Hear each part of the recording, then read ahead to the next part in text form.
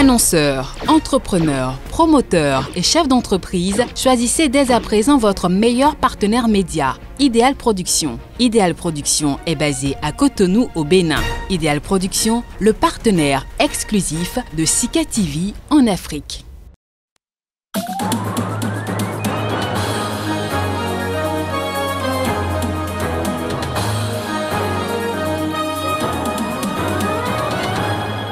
Militaires et nouvelles recrues se sont affrontés ce jeudi dans un camp au Tchad. Le bilan fait état d'au moins un mort et des blessés.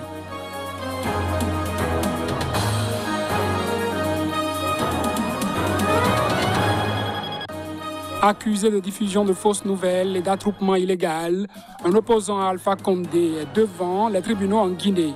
Il s'agit d'Oumar Silla.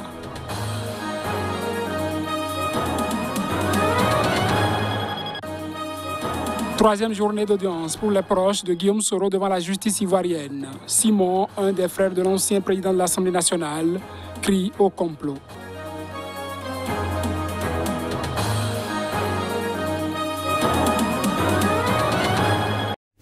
À toutes et à tous, bonsoir. Heureux de vous retrouver sur Sika TV pour ce journal.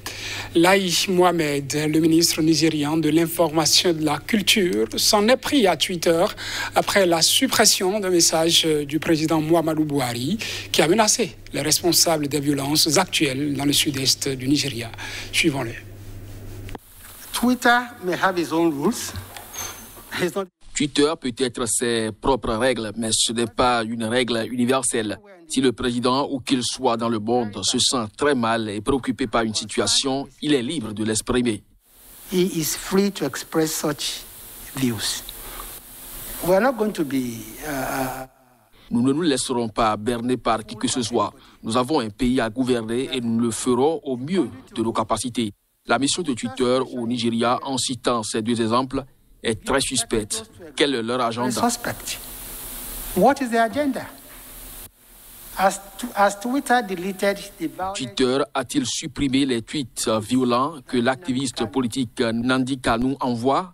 Le même Twitter qui, pendant le mouvement Ensar, finançait les manifestants Ensar. That was funding Ensar's protesters. When people were burning Lorsque les gens brûlaient des postes de police et tuaient des policiers au Nigeria pendant le mouvement Ensar, pour Twitter, il s'agissait du droit de protester. Mais quand une chose similaire s'est produite au Capitole, ce fut une insurrection. It became insurrection. Any organization that gives directives, toute organisation qui donne des directives à ses membres pour attaquer des postes de police, tuer des policiers, attaquer des centres correctionnels, tuer des gardiens. Ne croyez-vous pas que M. le Président n'a pas le droit d'exprimer sa consternation et sa colère à ce sujet?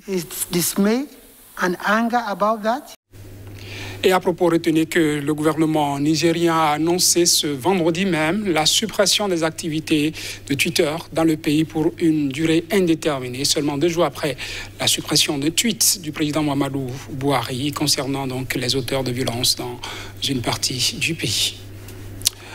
Au Mali, le colonel Assimi Goïta sera investi lundi prochain président à Bamako. Il avait été déclaré président de transition par la Cour constitutionnelle la semaine passée, après 2 coups d'État en 9 mois. Reportage. Selon un document publié ce jeudi sur les réseaux sociaux, le colonel Assimi Goïta sera investi président de la transition lundi prochain. Bien que démis, le gouvernement malien a reproduit sur sa page Facebook un courrier du ministère des Affaires étrangères invitant les ambassadeurs et les chefs des organisations internationales à assister à la cérémonie à 10h. La cérémonie devrait faire avancer la nomination d'un Premier ministre, réclamée par la communauté internationale, qui demande qu'il s'agisse d'un civil. Le préalable nécessaire d'une investiture ou d'une prestation de serment était confidentiellement évoqué de sources proches des militaires comme l'une des raisons pour lesquelles un Premier ministre n'avait pas encore été nommé. Le colonel Goïta a pris une part active le 18 août 2020 au renversement du président élu Ibrahim Boubacar Keïta par un groupe d'officiers. Désigné chef de la junte, il est devenu vice-président après la mise en place d'organes de transition censés préparer le retour des civils au pouvoir début 2022. Il est resté de facto l'homme fort du pouvoir pendant cette transition. Il a fait arrêter le 24 mai le président et le premier ministre de transition poussé à la démission. La Cour constitutionnelle a entériné ce double coup de force le 28 mai en le déclarant président de transition. Jugé pour complot, le frère de l'ancien président de l'Assemblée nationale de Côte d'Ivoire, Guillaume Soro, se dit otage. Simon Soro a fait cette déclaration lors de la 3e journée d'audience à Abidjan. Simon Soro a dénoncé ce jeudi sa comparution comme accusé au procès de son frère aîné, l'ex-premier ministre ivoirien Guillaume Soro et d'une vingtaine de ses partisans pour un complot présumé contre le pouvoir. Je considère que je suis un otage. C'est pour cela que je suis ici.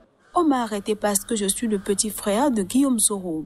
Mon grand frère n'a jamais accepté que ses frères fassent de la politique, a déclaré Simon Soro lors de la 3e journée d'audience à Abidjan. Moi-même, je me demande ce que je fais ici au tribunal parce que même un pneu, je n'ai jamais brûlé, je n'ai jamais assisté à une réunion politique. Donc, je ne comprends pas ce que je fais ici. Je ne sais pas pourquoi j'ai été arrêté. Plus jamais ça en Côte d'Ivoire. Je suis juste le président d'une ONG qui œuvre dans le domaine de la santé, a-t-il martelé, très en verve. Selon l'accusation, Guillaume Soro, 49 ans, ancien président de l'Assemblée nationale, aurait fomenté une insurrection civile et militaire lors de son retour, finalement avorté en Côte d'Ivoire en décembre 2019, 10 mois avant l'élection présidentielle. Selon l'ordonnance de renvoi devant le tribunal criminel d'Abidjan, équivalent de la cour d'assises, Guillaume Soro et 19 de ses partisans sont accusés de complot, tentative d'atteinte contre l'autorité de l'État, ainsi que de diffusion et publication de nouvelles fausses jetant le discrédit sur les institutions et leur fonctionnement, ayant entraîné une atteinte au moral des populations. Ancien chef de la rébellion des années 2000, Guillaume Soro, qui vit en exil depuis 2 ans, est jugé par contumace, ainsi que 5 de ses partisans. Les accusés, qui ont nié toutes les charges, encourent la prison à vie. 2 ans de prison ferme et 1 600 € d'amende ont été requis jeudi devant une cour d'appel de Conakry contre un opposant au président Alpha Condé. Oumar Silla, alias Fonike Mangué, est poursuivi notamment pour diffusion de fausses nouvelles et attroupement illégal. Reportage. Le tribunal rendra le 10 juin son arrêt contre l'opposant Oumar Silla, alias Fonike Mangué, détenu depuis 11 mois à Conakry. Silla était initialement poursuivi dans 2 affaires, devant 2 tribunaux distincts pour diffusion de fausses nouvelles et menaces de mort d'une part et attroupement illégal non armé, participation à une manifestation interdite et trouble à l'ordre public de l'autre.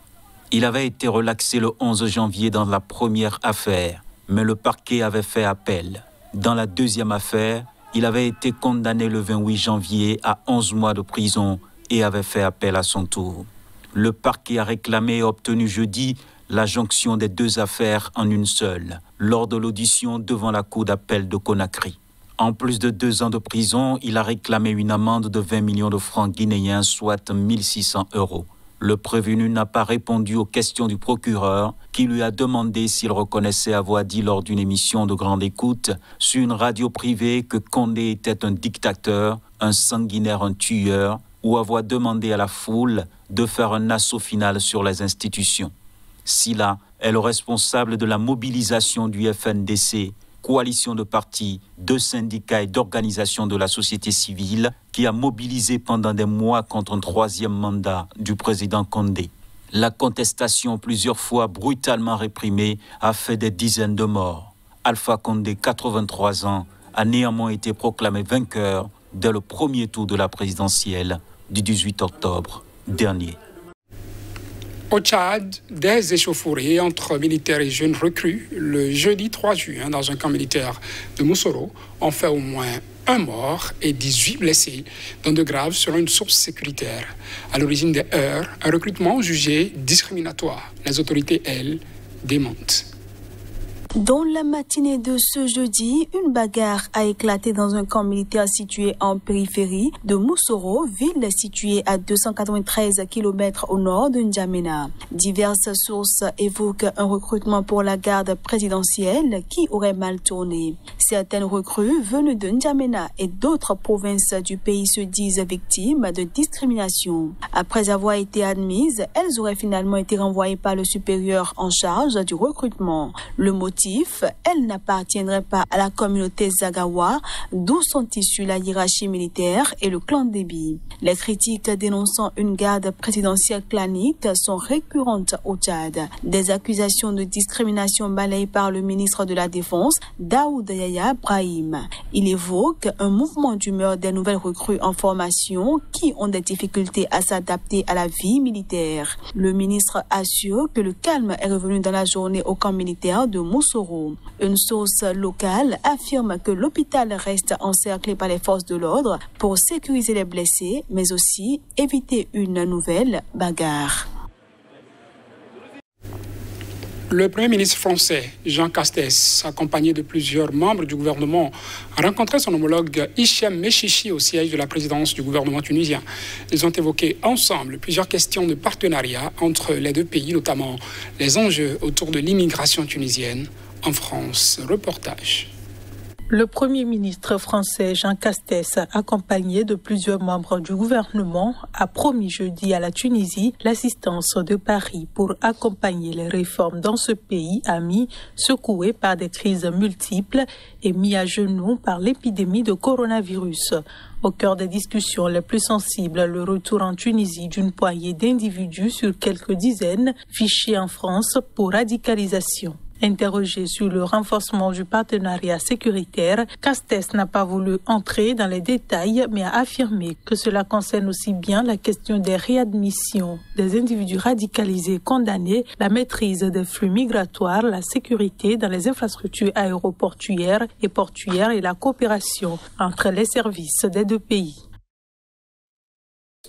J'ai rappelé la nécessité pour la France, comme pour ses partenaires européens, d'un renforcement de la coopération avec la Tunisie en matière migratoire et notamment de l'indispensable maîtrise des flux migratoires irréguliers.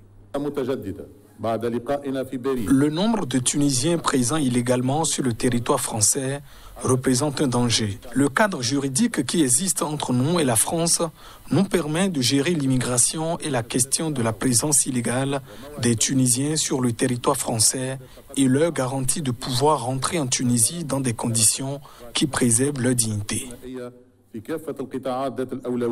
Ce rendez-vous intervenait dans un contexte tendu par les crises structurelles traversées par la Tunisie à tous les plans politiques, social, économique, migratoire et encore aggravées par la pandémie. Et c'est la fin de ce journal. Mesdames, Messieurs, il ne me reste qu'à vous souhaiter un très bon week-end en compagnie des programmes de Sika TV.